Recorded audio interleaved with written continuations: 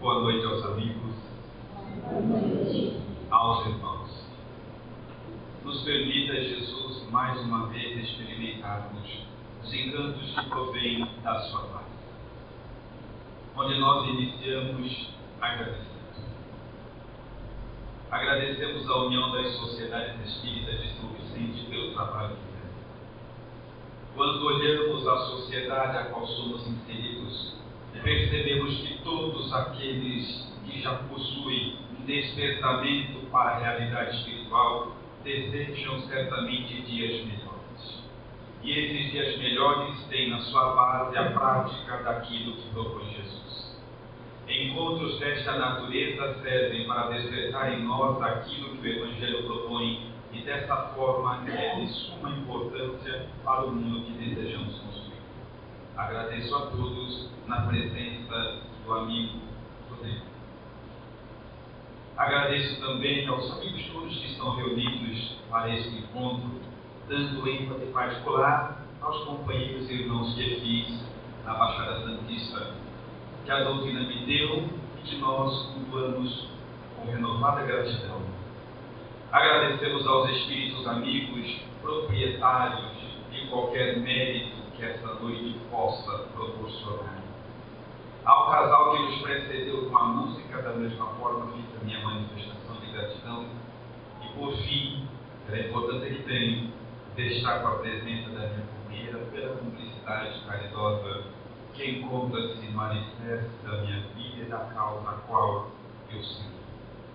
E particularmente hoje, a vida ou a figura dela ganha espaço porque a obra que apresentamos aos amigos e que vai ao encontro do nosso tema central de autoria minha e dela.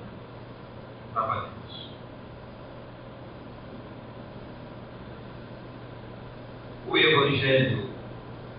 Evangelho é dono de um diálogo notável e de uma grandiosidade comum. E ele destaca-se onde Nicodemos, chamado ou considerado um doutor da lei, o que traduzido para os dias atuais seria um homem que era referência de cultura, que conduzia a massa. Ele encontra Jesus e no mesmo impulso que nos motiva até hoje de estarmos aqui, mergulhados no reino dos céus, subtraindo do Mestre aquilo que é necessário para uma vida reta e com dignidade. Ele interroga a Jesus de quais seriam os meios, o caminho, como deveria proceder para tão almejada aquisição do reino dos céus. E Jesus, servindo-se do precário idioma da época, que era muito restrito nas suas palavras, diz a ele de que ninguém entraria no reino dos céus sem que não fosse necessário nascer de novo. E nesse momento Jesus nos apresenta uma das leis mais importantes para a condução da nossa vida por um mundo com as características dos nossos, a lei da reencarnação. No entanto, como já citado, Nicodemos, um doutor da lei, que tinha a cultura grafada pela época, demonstrando que a cultura intelectual nem sempre caminha demonstradas com a cultura espiritual, demonstrando a sua ignorância, olha para Jesus e lhe dá uma resposta que só seria hoje possível ser compreendida a uma criança de tenra idade. Ele diz: mas mestre, como posso eu, um homem já velho, voltar a entrar no ventre da minha mãe para nascer de novo? Imagino eu que Jesus, a essa época e a essa altura do diálogo, tenha pensado: vai ser mais difícil do que esperado. Mas segue o seu intento, demonstrando por aquilo que já era conhecido na época, de que era necessário nascer da água, como berço de toda a vida orgânica, e nascer do Espírito, representando a comunicabilidade dos dois mundos, mas o homem prossegue sem entender. E é à altura do verso ou versículo 12 que Jesus nos oferece uma pérola e que encontra-se na base das reflexões que fazemos hoje. Jesus olha para Nicodemos e diz: Se vos falo das coisas terrenas e não me entendem, como posso falar das coisas espirituais? E nesse momento, Jesus chama a reencarnação de coisa terrena, coisa comum, coisa abatida, coisa velha, coisa que nós nem deveríamos ainda estar discutindo. Se vos falo das coisas terrenas e não me entendem, como posso vos falar das coisas espirituais? Dizendo até que muita coisa não havia nos revelado pela falência da nossa capacidade intelectual. Então, esse trabalho, essa reflexão, tanto quanto o livro que apresentamos, não tem a finalidade de provar ou não a existência da reencarnação. Primeiro, porque muitos trabalhos e muitas obras dedicam-se a isso. E segundo, porque nos apoiamos nessa premissa de Jesus: reencarnação, coisa velha, coisa abatida, coisa terrena. Nós espíritas não deveríamos gastar tempo ainda hoje para discutir se ela existe ou não, porque ninguém explica a vida sem a reencarnação. Sem ela, o crime até compensa. Os maus vencem. E os que pouco fazem chegam primeiro. Ninguém me explica a vida sem a reencarnação. Quando eu era mais jovem, e da mesma forma menos experiente, alguém dizia para mim que reencarnação não existia, estava perdido. Eu me resgatava em argumentos, discutia com a pessoa, não deixava ela ir embora, ficávamos discutindo até eu provar que reencarnação existia. Natural da minha infantilidade. Hoje que eu cresci, amadureci, não o suficiente, mas a nível de conseguir. Quando alguém diz que reencarnação não existe, eu não falo mais nada. Só espero que morram. Porque eu começo a acreditar. É um processo tão natural que é só morrer. Ele não acaba, a vida não acaba, tudo continua, a vida prossegue. Então acreditar em reencarnação é consequência natural. Então discutir se ela existe ou não é desnecessário. É só morrer, daqui a pouco está acreditando. Dessa forma, com relação à reencarnação, existem dois grupos de pessoas: os que acreditam e os que vão acreditar. Porque é uma lei inexorável. Nós não conseguimos conceber, porque ninguém explica a vida sem a reencarnação. Nós almejamos o mundo da regeneração, falamos da transição planetária, mas sem reencarnação numa única experiência, nenhum de nós estaria eleito para compor esse mundo, fazendo uma análise da nossa conduta atual. Então ninguém explica a vida sem a reencarnação. Somente ela consegue explicar das situações mais complexas da vida humana às mais cotidianas. Só a reencarnação explica, porque tudo para ele e nada para ele outro.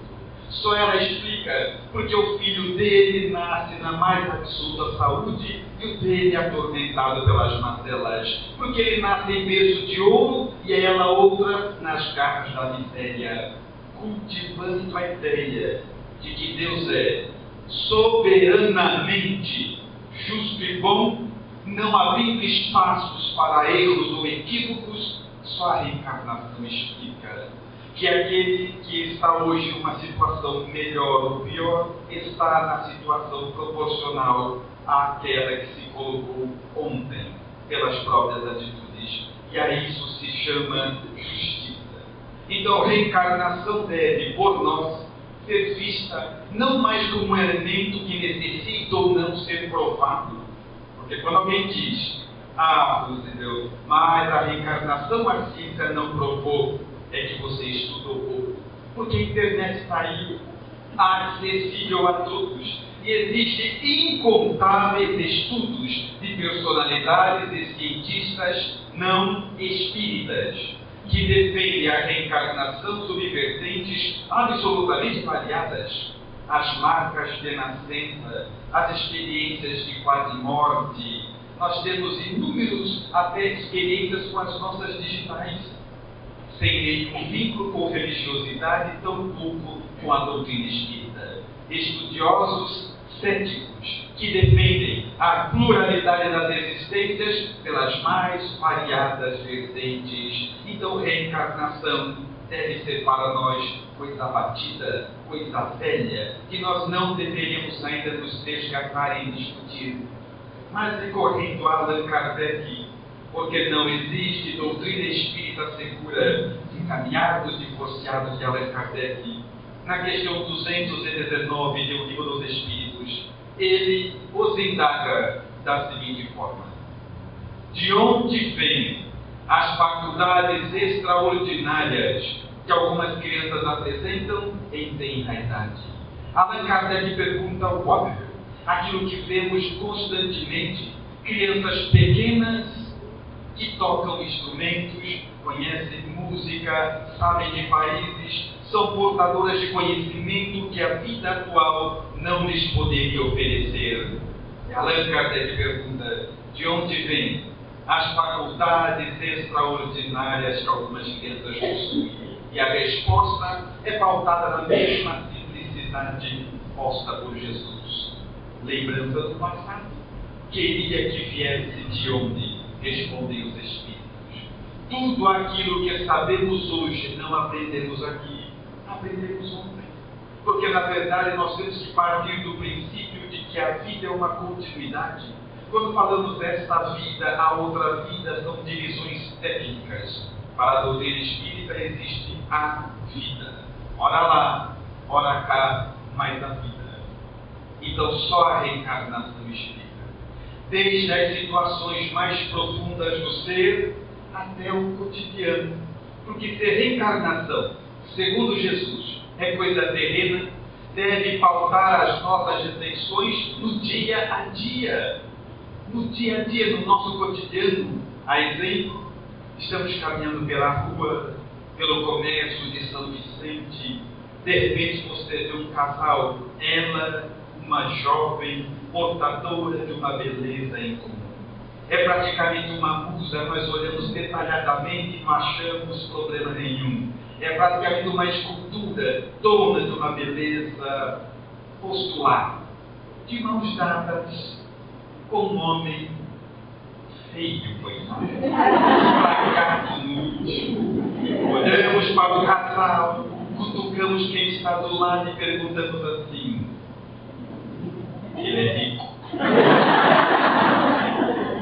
Quando a pessoa diz não, somos forçados a concluir: só a reencarnação explica. O inverso também é real. Muitas vezes encontramos um homem gentil e nobre, um príncipe, da maneira mais ampliada que se pode entender um príncipe, um homem meio, casado com uma mulher embrutecida, acelvajada, grosseira. Olhamos para o casal, mergulhamos no silêncio e somos forçados a concluir: só a reencarnação explica. Então é cotidiano. Então a reencarnação para nós deve pautar toda a nossa vida e observar a nossa conduta, a existência, a nossa sociedade. Sem reencarnação não faria sentido nenhum, porque só ela explica. Só a reencarnação explica, por exemplo, os laços de família conforme propõe Jesus. Sem a reencarnação, sendo essa a nossa única existência, olha para tua esposa, teu marido, teus parentes próximos e você vai ver alguém que você tem um laço de quê? 20, 10, 30 anos, 40 no máximo. Um laço frágil que a morte certamente dissolverá. Com a reencarnação, não.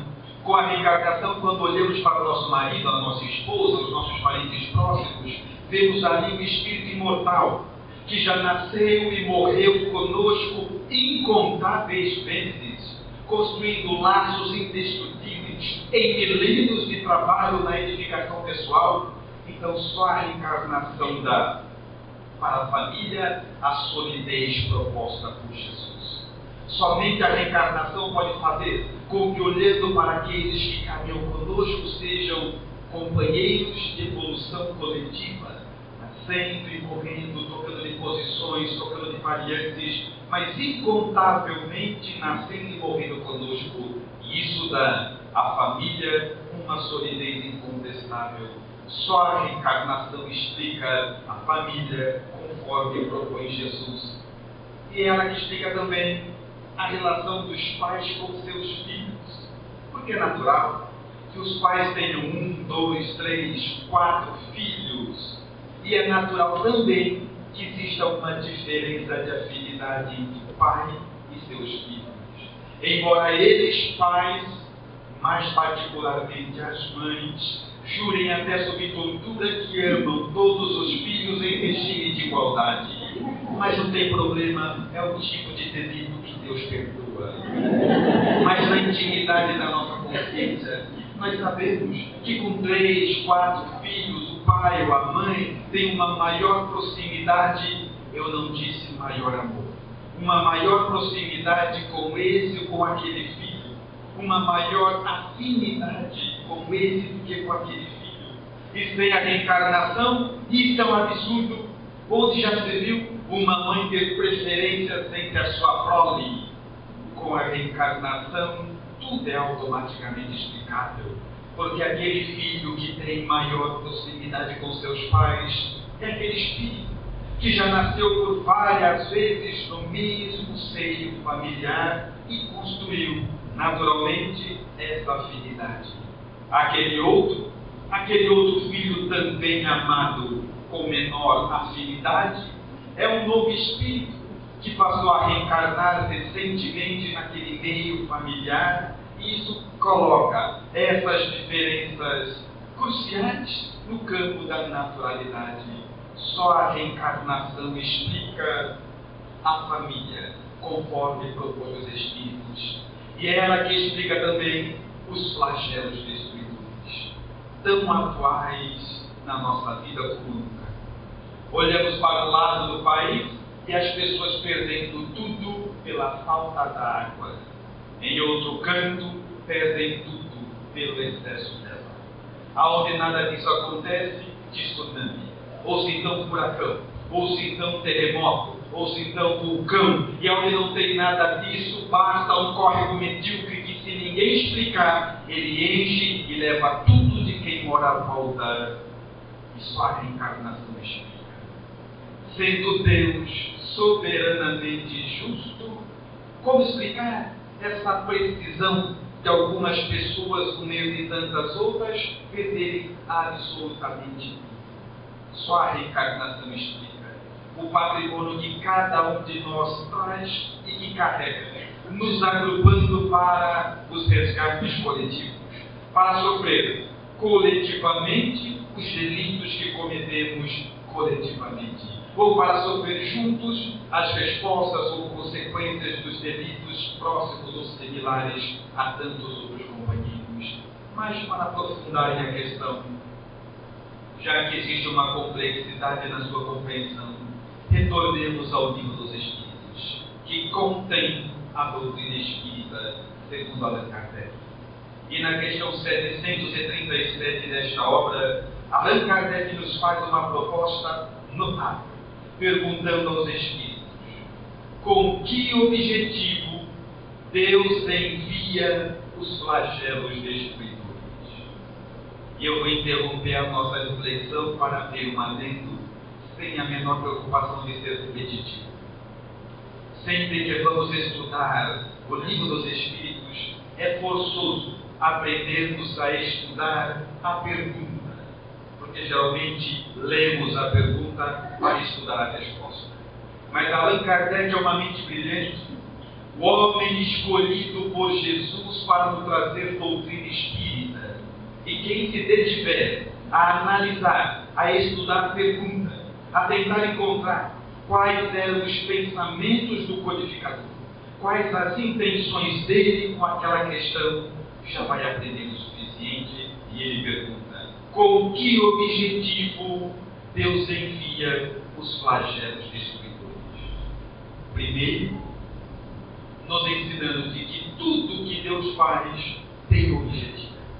Absolutamente tudo. mesmo aquilo que está assinado pelo acaso, tem as mãos de Deus sustentando todos os acontecimentos. Tudo, absolutamente tudo, tem objetivo na vida. O acaso só significa que Deus não quis assinar. E ele segue. E essa expressão, essa pergunta sobre a minha ótica, é uma das mais profundas de toda a obra, porque poucas pessoas teriam coragem moral de as formular. Ele prossegue. Que objetivo? Deus envia os flagelos destruidores. Deus envia. É chegar para alguém que perdeu tudo na enchente e falar: Deus que enviou. É olhar para quem morreu do tsunami, a cidade toda destruída, e falar: foi Deus que enviou. E é necessária muita solidez moral, muita consistência doutrinária para formular uma questão dessa, guardando a figura de Deus ser soberanamente, insisto, justo e bom. Ele fala. Com que objetivo Deus envia os flagelos destruidores? E para uma pergunta brilhante, uma resposta notável. Os Espíritos respondem: é que Deus quer apressar o desenvolvimento da humanidade. Sensacional, é ou não é? É ou não é? Mas eu não entendi nada. Não entendi nada. Porque eu pensei assim: Deus quer apressar, Deus está com pressa, Ele é dono da eternidade, Senhor da imortalidade, e Deus está com pressa. Não me fez sentido. Mas a doutrina espírita é assim, ou não é? Quando não entendemos, não quer dizer que está errado, significa que estudamos pouco. Aí eu prossegui estudando. E seguindo nos meus estudos, na sequência deles, eu comecei a compreender qual é o significado dos Espíritos a Kardec ao dizer que Deus quer apressar o desenvolvimento da criatura humana. E isso está ligado diretamente ao nosso tema central. Não é que Deus está com pressa. Não é que Deus já está sem tempo, é que nós estamos atrasados em questões basilares. Nós estamos atrasados em lições que era para termos compreendido e estarmos praticando há muito tempo. Porque nesse exato momento, estamos aqui reunidos em nome do Cristo. E nesse exato momento, várias casas espíritas por toda parte, igrejas católicas, igrejas evangélicas, vários grupos reunidos por impulso fraternal. Daqui a pouco termina as nossas reuniões, vamos todos para as ruas, nos encontramos e mal nos cumprimentamos. Chamamos de irmãos aquele que é da nossa igreja, do nosso culto, do nosso clã, do nosso círculo diminuto. Nos comportamos como se Deus fosse tribal, do nosso clã, da nossa caverna, do nosso meio. A ideia de que somos irmãos, isso impele em termos um comportamento de gentileza com qualquer um, inclusive com estranhos, não existe. Nós estamos sempre em hotéis quase todos os dias e me chama muita atenção a sala do café lotada, você entra olhando para a cara das pessoas, que alguém olhar eu cumprimento. E você volta frustrado, sem conseguir dar um bom dia. Então nós não aprendemos coisas basilares. Não é que Deus está sem tempo, é que nós estamos atrasados. Porque estando no pórtico do mundo de regeneração, para mim, atear fogo a um homem pelo crime de ser mendigo ou indo na rua é de mundo primitivo. Alguma coisa está errada. Alguma coisa nós não aprendemos. Nós nos perdemos ao ensinamento que temos na teoria, mas não traduzimos na prática, sobre as entradas do mundo de regeneração, que nós estamos concluindo expiações e provas. Quando eu olho um pai mexer com a própria filha, para mim é coisa de mundo primitivo. Nós começamos a questionar o nosso desenvolvimento. E começamos a entender por que Deus está usando um tratamento de choque conosco. Aí fica mais claro. Deus quer apressar o desenvolvimento da humanidade. Se preciso for, Se não olharmos para a espiritualidade como meta e imprimirmos na nossa conduta, certamente vamos perder tudo que é material. Como é a dizer, vamos ver se vai entender ou não o que você estuda. Qual é o grau de materialidade que temos?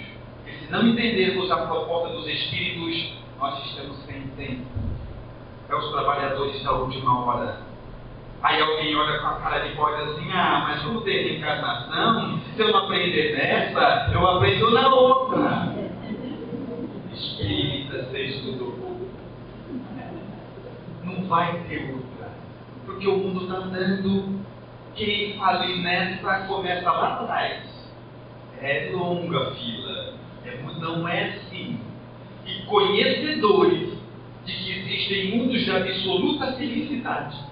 Nesse exato momento, existem globos onde o planeta inteiro é feliz. Você não se incomoda de ficar uma vida mais ou uma menos aqui? Você não sofreu o suficiente ainda. Não sofreu o suficiente. Porque espíritos que amadureceram, que entenderam e que já desejam ardentemente a companhia de Jesus, não se acomodem de ficar, se não melhorar nessa, melhor. É nessa e não tem opção. Porque nós devemos desejar a companhia do Cristo. Se não falar dele, para quê?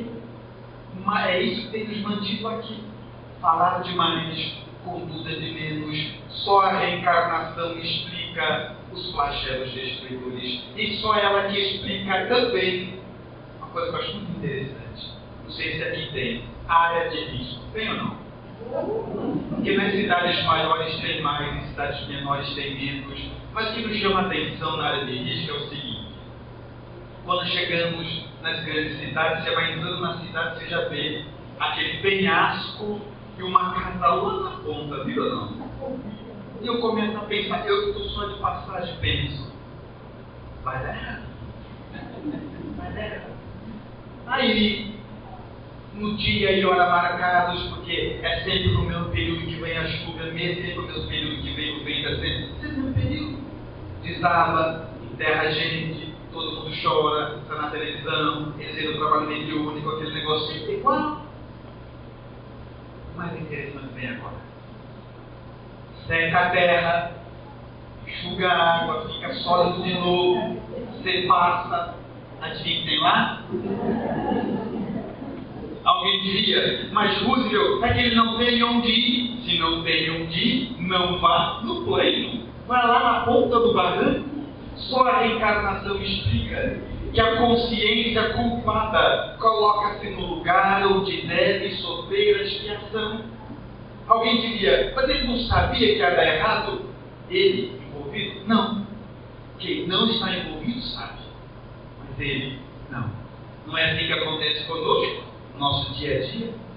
Quantas vezes está alguma coisa errada na nossa vida e sempre alguém vem correndo louco para nos encontrar? Não é de saudade, é para olhar para a gente e falar assim.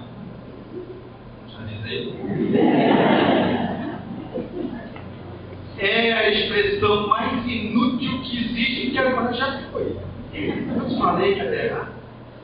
E eles falaram mesmo. E eles sabiam mesmo. Sabe por que eles sabiam e nós não? Porque nós temos que passar. Então é óbvio que vai dar errado? É óbvio, para quem não está envolvido. Para quem tem que passar por determinada situação, não é óbvio. Só a reencarnação explica as áreas de risco.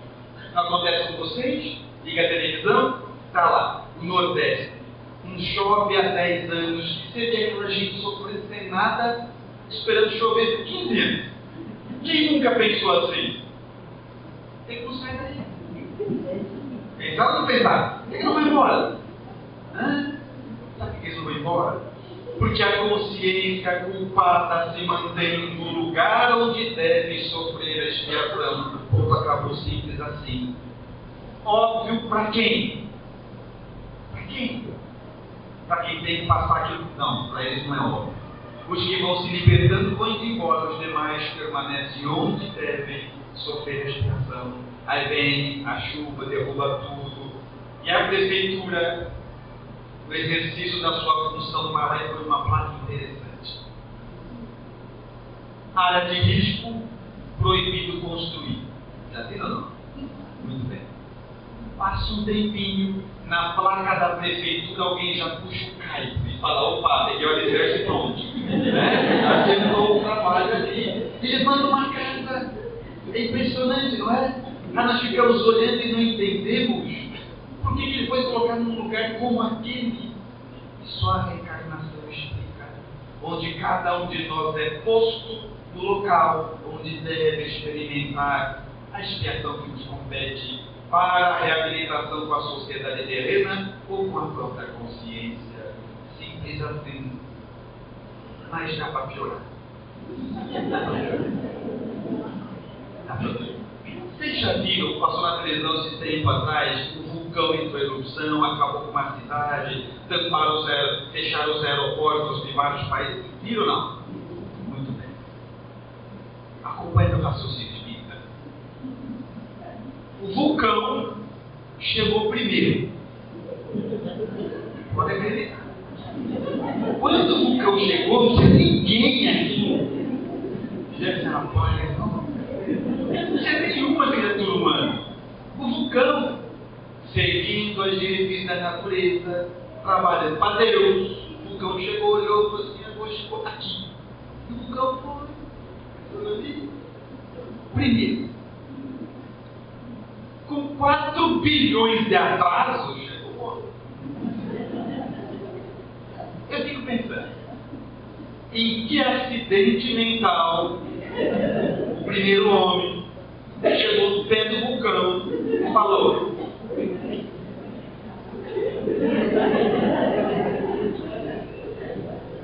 acho que eu vou fazer minha casa.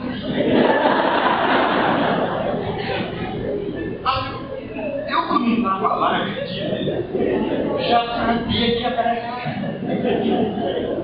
Aí vem outro faz do lado, vem outro faz do lado, vem outro faz do lado. E de repente tem na televisão que tem uma cidade em volta do vulcão. Muito bem. Aí o vulcão, no exercício da sua função, em erupção, a fuligem dele recompõe a camada de ozônio. Fantástico, né? Para um problema que criamos hoje, a solução já estava aqui há mais de 4 bilhões. Recompõe a camada de ozônio, trabalha para Deus, tudo perfeito, mas a lava vai, acaba com a cidade, morre todo mundo, é uma tristeza, entope todas as reuniões mediúnicas, aquele negócio todo lá. O melhor vem agora. Esquenta, o melhor vem agora.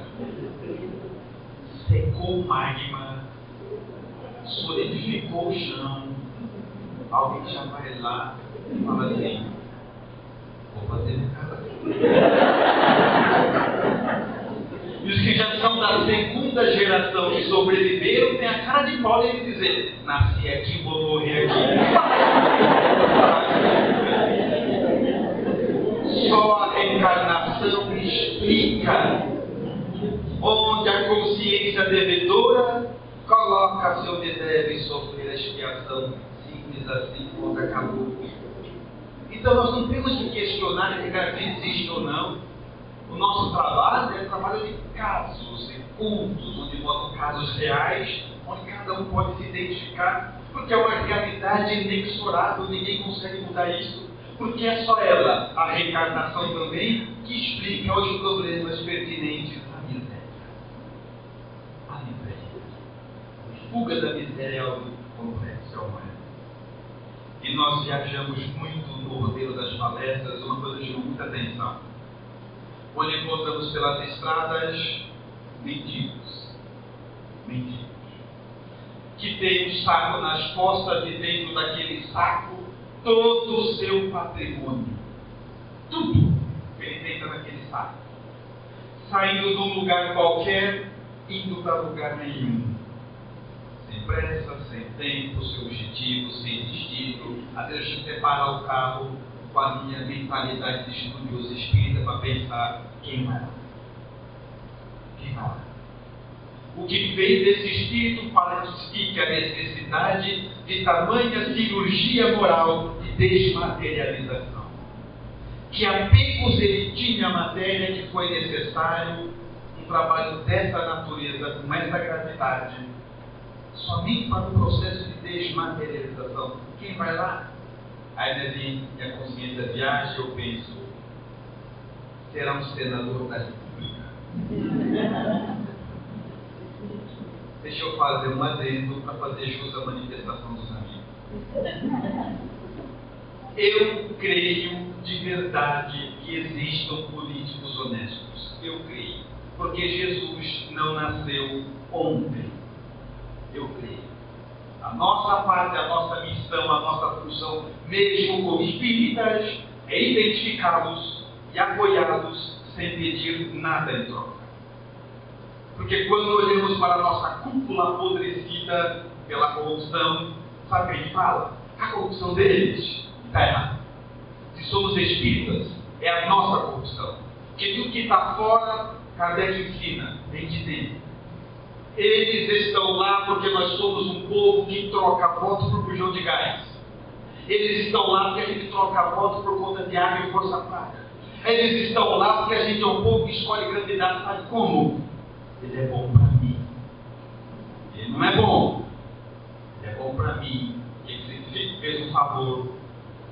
Conclusão: tudo está certo como está. Quer acabar com a corrupção, espírito? Vou ensinar. Acaba com a sua, eu acabo com a minha, ele acaba com a dela, ele acaba com a dele. Amanhã cedo não tem na corrupção. O que não der, um fica tentando acabar com a corrupção do outro. Isso não funciona. Ir à casa espírita, ter religião, ir no centro, na igreja, e ficar com o troco que venha mais da quitanda, nos mantém aqui. Exatamente aqui. Voltamos para a reflexão. Quem vai lá? O senador da República? O empresário corrupto que hoje pede esmolas no pé do prédio que era dele? Imaginaram a força de uma existência dessa? A força de uma encarnação para desvencilhar? Porque assim temos que ver. Tem um deputado corrupto que só a reencarnação explica os dois lados da miséria e da riqueza com bom senso. Aí acontece o seguinte: se liga a televisão e lá está assim, fulano e tal, robô desviou, tirou para mim a mesma coisa, tantos milhões de reais ou de dólares, não sabe nem escrever. Né? Alguém fala assim: se você escrever, você ganha de férias. E é tanto zero que não sabe nem como é que escreve. Tantos bilhões de dólares. Aí você pensa, não vai acontecer nada com ele. Aí você bate a mão no bolso e não tem dinheiro para comprar pão. Aí a gente passa por um processo que a gente chama de inveja branca. Gente do céu, vai comprar pão, remédio, meu filho não tem. E o cara pegou tudo isso, não é? E é uma explicação na vida prática. E aí nós somos impelidos a fazer uma coisa, chamar evangelho. Tem coisa que é só evangelho. Chama evangelho para conversa, senão não dá certo. Capítulo 10. Bem-aventurados misericordiosos. Aí sim. E quem entendeu o capítulo 10 na sua integridade vai saber como se comportar. É ligar a televisão, ter fulano de tal, roubou tantos milhões, desviou isso, e usar de misericórdia, é só o que restou para fazer. E pensar assim: Deus, ele desviou água do Nordeste para ele. Tem criança com sede, que ele pegou para ele. Misericórdia, Pai. Ele não sabe o que ele fez. Ele não tem noção dos tributos de dor que a vida lhe aguarda logo mais adiante. Ele não. Misericórdia, Pai. Pegou dinheiro de creche. Está maluco. Pegou dinheiro de hospital. Misericórdia, Pai. Ele não tem noção. Quando ele vai nascer e morrer, nascer e morrer, nascer e morrer, para a devida equitação com a sociedade terrena e com a própria consciência, misericórdia, Pai, ele não tem noção do que ele fez. Só a reencarnação explica as vertentes da miséria e da riqueza. História que explica também os problemas atinentes à saúde, aos limites da doença, da segurança, todos eles. Só a reencarnação explica, não tem jeito. Que hoje você ter segurança, o que você faz, filho? Levanta o muro da sua casa, põe uma grade em cima do muro, compra um cachorro, não cuida, mas compra, põe cerca elétrica, põe câmera, paga o guarda da rua, e sabe o que acontece? É roubado. Não é? Sensacional, não é? Só a reencarnação explica que quando você pode construir uma fortaleza na sua casa, puxou a ficha sua e vê lá, ó,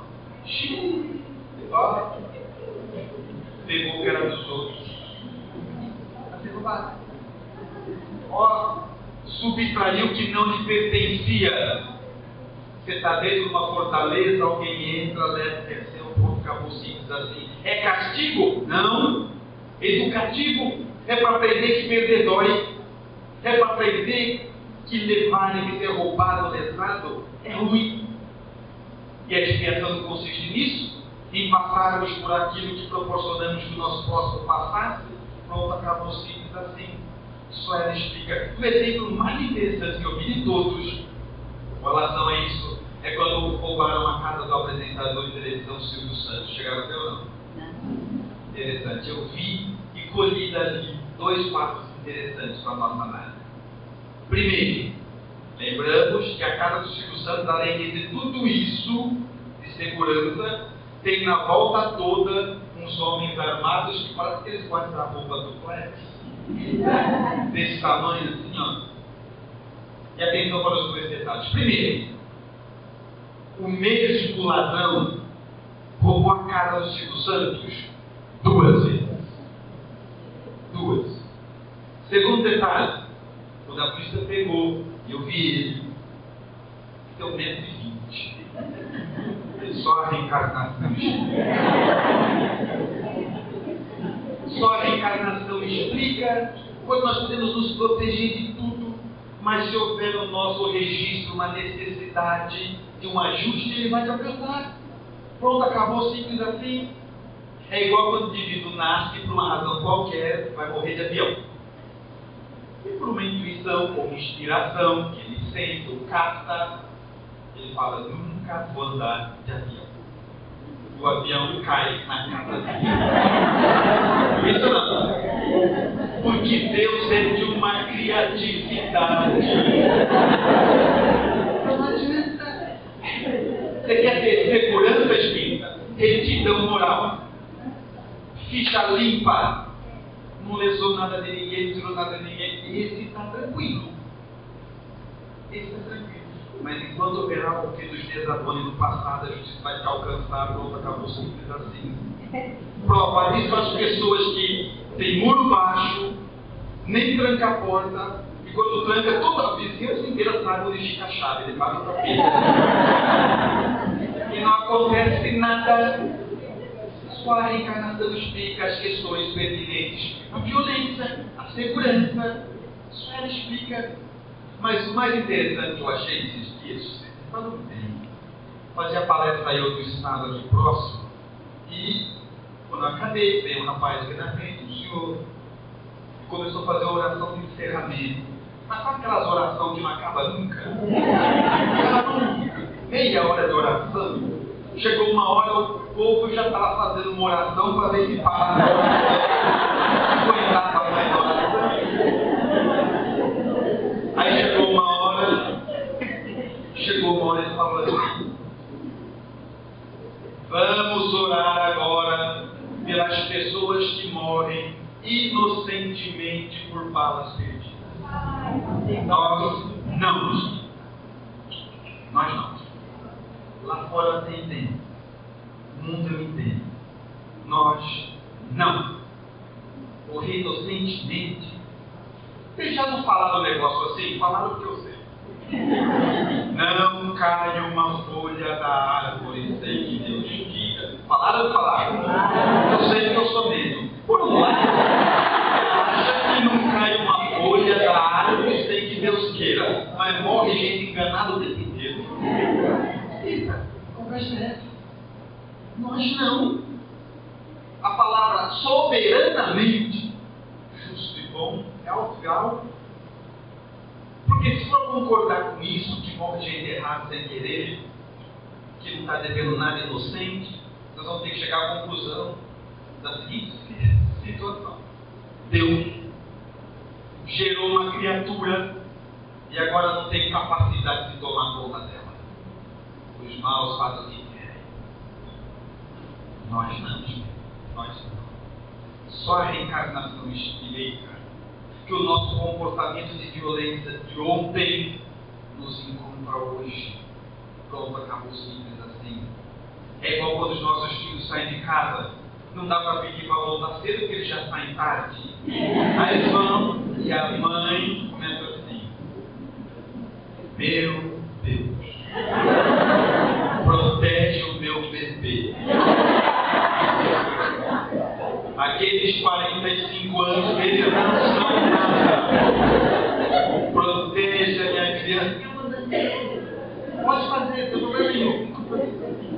Na prática, não é bem assim que funciona. Na prática, eu ia ficar no capítulo 10 ainda, viu? Senhor, meu filho saiu. Ia passear, brincar, tomar foro. E eu vou te pedir uma coisa interessante. Aqui é lugar de espírito perfeito. Então, meu filho que eu amo também é. Se o meu filho usou de violência com alguém no passado, misericórdia, Senhor. Que a justiça vai alcançar. No meio do dia, no beco escuro, numa balada, andando, trabalhando. Isso é detalhe. Se o meu filho subtraiu algo de alguém, misericórdia, Senhor, acompanha ele nesse momento de ajuste. Porque se ele fez, a justiça vai alcançar. Pronto, acabou simples assim. Mas amamos. Mas aqui é lugar de ajuste. Com todos. Não dá para entender diferente. Aí, você liga a televisão, tem um negócio interessante lá que é assim, ó, um casal seguindo o GPS, ele entrou numa favela por engano e o carro foi metralhado. Viram ou não? Muito bem. Culpa do GPS. Eu não sei se GPS reencarna, mas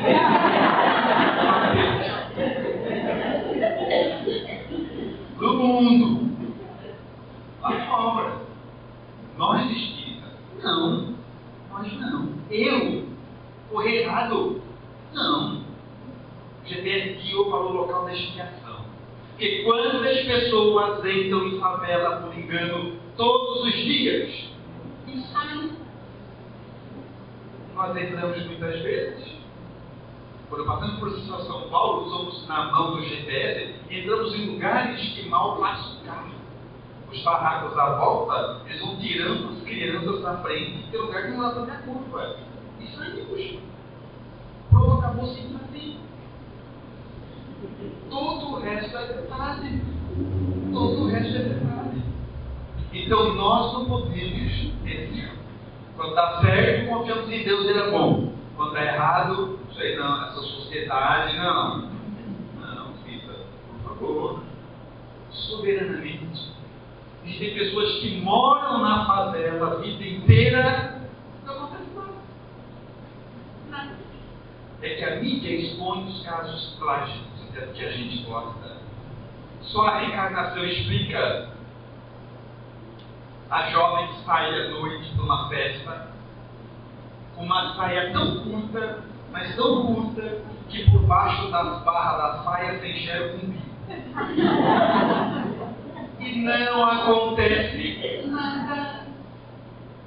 No dia seguinte, à luz do dia, uma freira sai de hábito e é violentada. Só a reencarnação explica que espíritos que cometeram delitos no ramo da sexualidade têm provas e expiações na área da sexualidade. Pronto, acabou simples assim. Só a reencarnação explica a vida de maneira racional, que o bom senso possa alcançar. Porque se tirar a reencarnação, gritou bem. Só não existe crime perfeito, sabe por quê? Ele esqueceu de um detalhe. Todo mundo morre. Essa é a melhor parte da vida. Todo mundo morre. Vocês lembram da aula de matemática de vocês que a professora ensinou assim? A ordem dos fatores não altera, você vai colocando número, uma hora passa o traço. Aí tem que somar. Tá lembrado, não? A morte é o traço. Mas bom, se você quiser, qual você quiser da sua vida. Uma hora vai passar o traço, vai ter que somar. Isso está no chão. Justiça. Reencarnação é uma questão de justiça. Se tirar a reencarnação, não se tem justiça. Mas nós espíritas somos duros com algumas coisas. Duros. Teimosos em aprender lições básicas. Primeiro, a gente não sabe se juntar, a gente não sabe unir força. Está aí o trabalho árduo da USE, que juntar espírita é terrível. Né? A gente tem mais karma do que causa.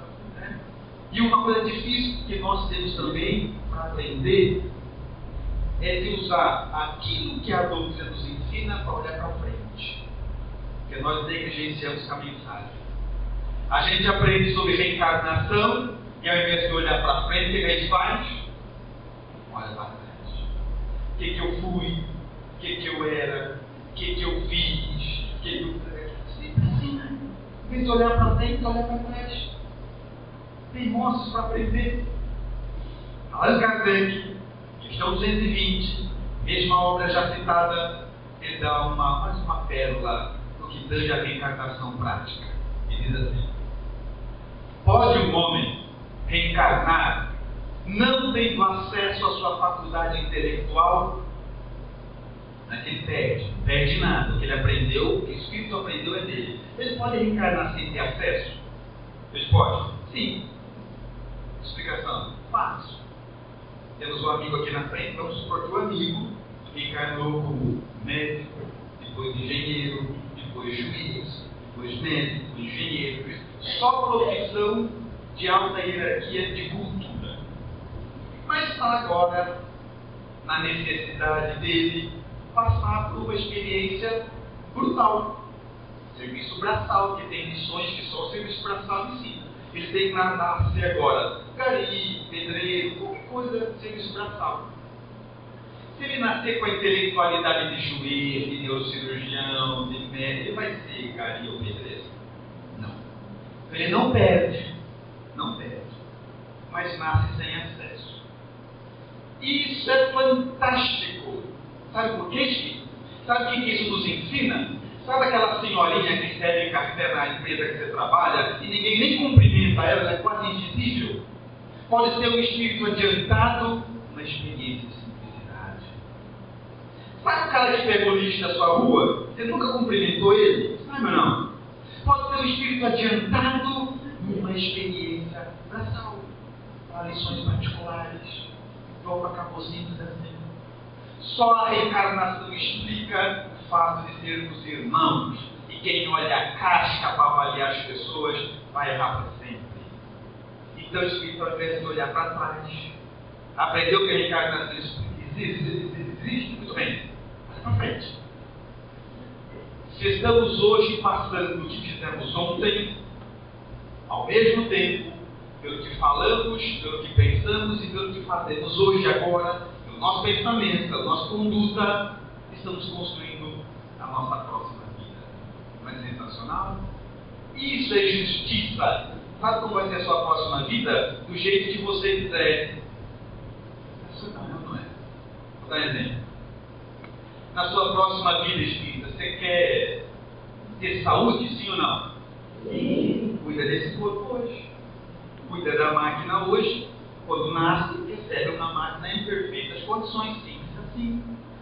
Na sua próxima vida, você quer ser inteligente, espírita? Estuda hoje. Estuda, se dedica. Tudo que o espírito aprende é patrimônio. Quem hoje lê e aprende fácil é porque já sabia.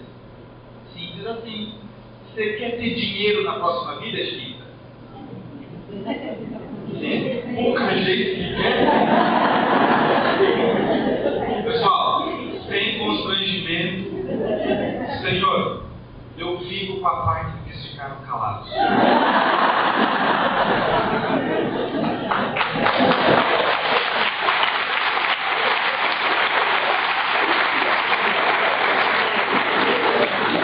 Espírita, Quer ter dinheiro na próxima vida? Seja absolutamente honesto, incorruptível. Você não precisa ter esse tipo de prova na próxima, já está resolvido. Tenha disciplina nos gastos. Quer na próxima vida? Não precisa nascer com essas lições que a precariedade ensina. É simples assim. Quer ter pouco parente?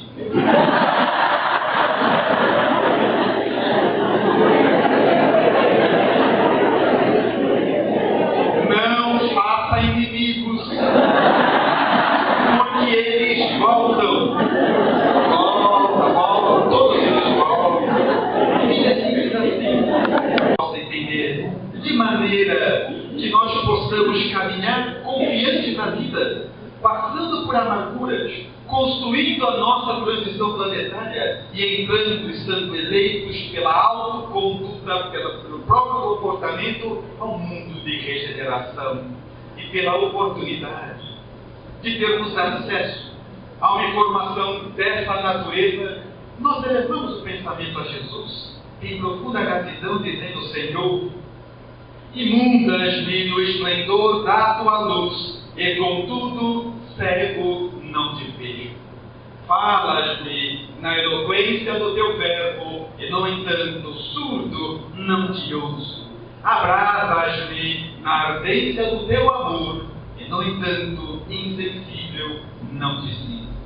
Ó estranha contradição, tu tão perto de mim, e eu tão distante de vós. Desvela-me, Senhor, os olhos cegos do orgulho, abre-me os ouvidos surdos da vaidade, sensibiliza meu coração duro de maldade, para que eu possa encontrar a sua divina grandeza na intimidade do meu ser. Pela atenção com que me ouviram, muito obrigado, Senhor.